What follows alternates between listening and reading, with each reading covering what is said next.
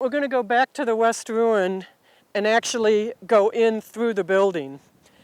One of the things that makes Aztec ruins so unique and special is the amount of original wood and original roofs remaining intact in the building. And we're going to get the opportunity to experience that right up here as we actually go into the building and walk through those intact rooms. These interior rooms are pretty classic of what Chacoan rooms looked like.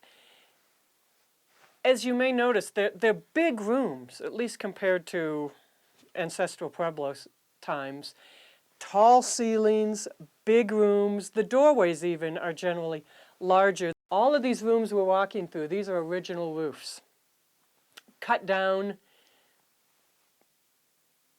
in the early 1100s.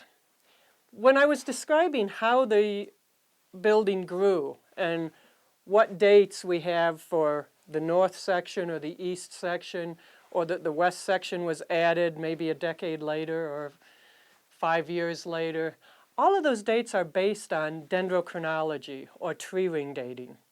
We all know that trees put a ring around every year. What we can find from tree rings also, though, is what year that those rings were actually put down. And that's something that was first developed or maybe discovered here at Aztec. It's not just the wood that was well preserved here at Aztec. All of the perishable items, all of the items made out of plant and animal material was much better preserved here at Aztec than in many other areas.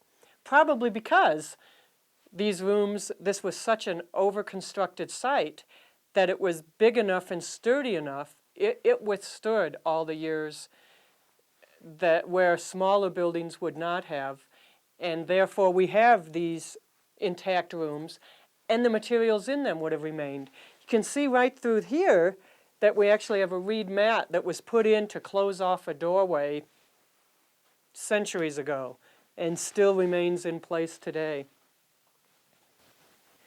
We're walking through original doors here and coming into what was the center of their community, the main plaza with the great kiva there in the center that the entire site encircles.